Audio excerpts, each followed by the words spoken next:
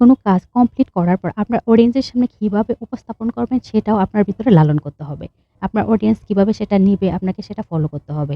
সেক্ষেত্রে আপনাকে অবশ্যই ফটোগ্রাফি এবং ভিডিওগ্রাফি সম্পর্কে ধারণা থাকতে হবে ভালো। ফটোগ্রাফি মানেই আলোর খেলা। আলোর সাথে আপনাকে খেলতে হবে। আলোর তারতম্য বুঝে ছবি তুলতে হবে। ভিডিও করার সময় অবশ্যই দিনের আলোতে ভিডিও করার চেষ্টা করবেন। আমার মতো যারা দিনের আলো পান না তারা রাতের আলোতে ভিডিও করতে চান তারা অবশ্যই স্ট্যান্ড লাইট কিনে নিবেন। রিং লাইট যেগুলো পাওয়া যায়।